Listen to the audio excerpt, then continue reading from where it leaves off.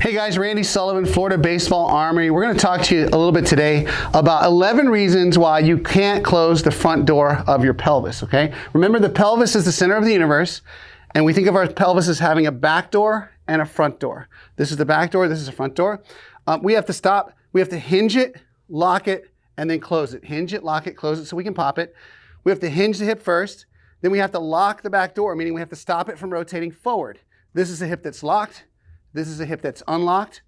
This is how you get hip to shoulder separation, by stopping the proximal segment, not counter-rotating the distal segment, okay? So hinge it, lock it, and then we have to close the front door, and that's what this is about.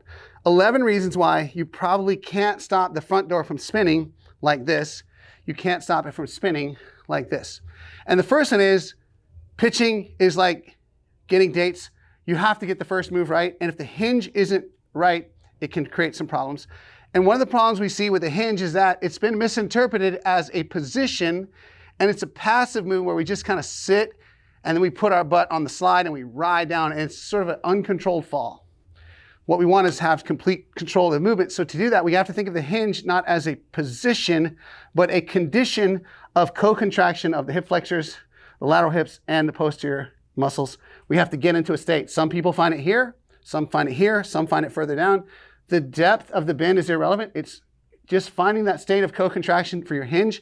If you don't hinge properly and you have retroverted hips, you might tend to shoot yourself across your body, and the only way to get back to home plate is to spin your pelvis, and that could be the first reason you're not closing the front door of the pelvis. Now, as we look at the video, when we come down the line here, riding our hinge down, we lock the back door, and we got to put our foot in the ground, and the first sign on the video that you're not closing the front door of the pelvis is the knee will wobble medially or laterally. It'll either buckle this way, or some guys reach the end of their range of motion, they actually shift the pelvis the other way, and it'll bounce this way, okay? So the second one is the front knee wobbles medially or laterally. Next, the glove hand does not freeze in space. Overhead athletes in every sport, when the pelvis stops spinning, it's like it's tethered with a string to the glove side hand or the free hand. When the pelvis stops, the free hand will freeze in space and bounce back. If the pelvis doesn't stop spinning, the glove will just continue on around.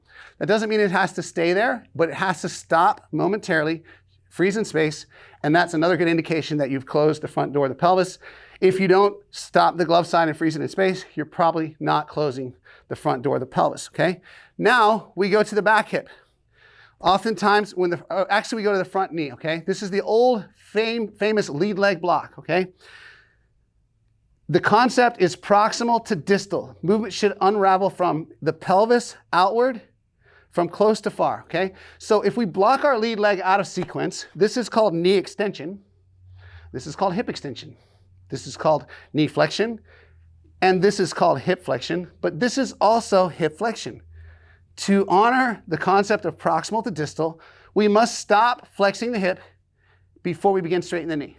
If we're still laying our belly on our thigh and the knee straightens before that happens, it will shoot the pelvis behind us and we can't close the front door.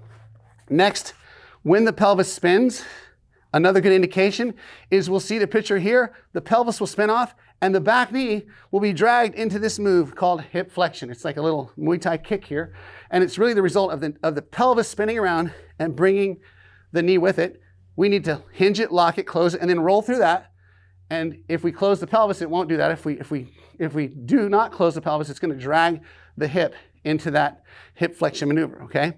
Next is the byproduct of that is that when we're spinning, if the pelvis is spinning and we don't stop it, it's like we're a 5-year-old on a carousel ride at the carnival, and we're riding the little plastic horse, and our grandma's out there, we're trying to throw the ball to her. We don't stop the pelvis the first time, we let go too late, we spike it in the glove side batter's box. Next time, we release it too early, and we sail it into the hitter's back or behind his head. Third time, we realize the only way to get the ball to grandma is to straighten the arm out on the way by. When we straighten the arm out on the way by, we expose it to threatening shear forces, and the body says either, hey, I can't let you throw hard like that, or you get hurt. So we got to stop the pelvis from spinning so we can rotate through. A good indication that you haven't stopped the pelvis is the arm will straighten out linear, or the biceps will rage and cause it to supinate, okay? So now we'll go to the sixth one, which is really the byproduct of that carousel that we talked about. Pitchers who don't stop the pelvis from spinning tend to spin off, and they'll either run back here and help the second baseman field a ground ball if they're a righty, or spin off and help the shortstop field a ground ball if they're a lefty. That's a product of the pelvis not stopping, okay? Next, we have releasing the ball even with the head or not out front, okay? The reason we have to stop the pelvis from spinning is because we have to get the upper body to go through first. In agility and large changes of direction, we want the upper body to go first, not the lower body. And since our turn happens right here, we have to stop the pelvis from spinning and rotate, and then we'll release the ball out front. Getting extension is a good thing, but it doesn't happen with your arm. That would be an independent arm. That would be linear. When we stop the pelvis from spinning, we'll rotate and we'll release the ball out in front of our body here. If the pelvis doesn't stop, we end up letting go of the ball back here. Not a good place to be. I lose all this time to add energy through the ball. My command suffers because I'm back here. My arm health is not all great back here. And it's really difficult to throw strikes from back here, but also I have a hard time making a breaking ball go down before it goes up. If we want to get that hammer breaking ball that looks just like the fastball, we have to stop the pelvis, rotate the upper body through, and then just hold on to the ball, and it'll spin out just like our fastball in the opposite direction. So releasing the ball back here behind your head is a good indication that you haven't stopped the pelvis from spinning. Next, we have chronic biceps, shoulder, or elbow pain. Remember, the linear deceleration is evil for a throwing athlete. When the pelvis is spinning, the only way to get the ball to grandma is to straighten the arm out. And when that happens, when you release the ball, the muscles on the back of the shoulder surrender like a guy losing a tug of war.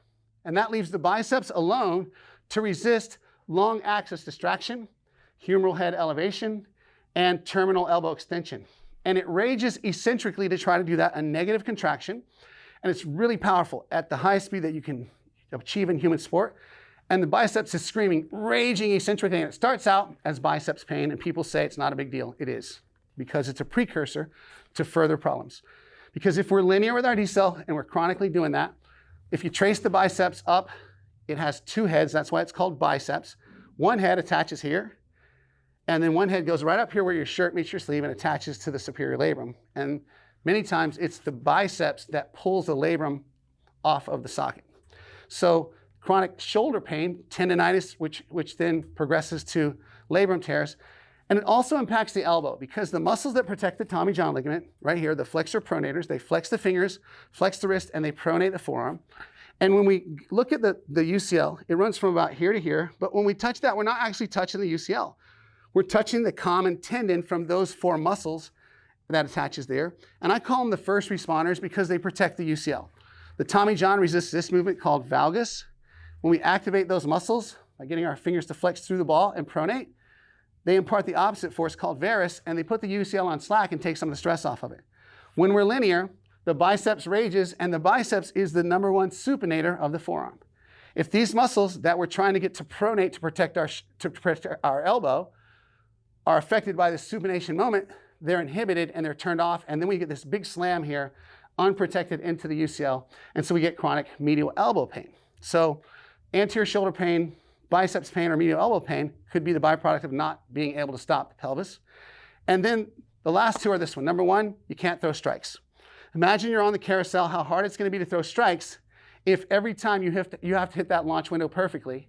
How much easier it is if we can stop our pelvis, rotate through, and then get behind the ball.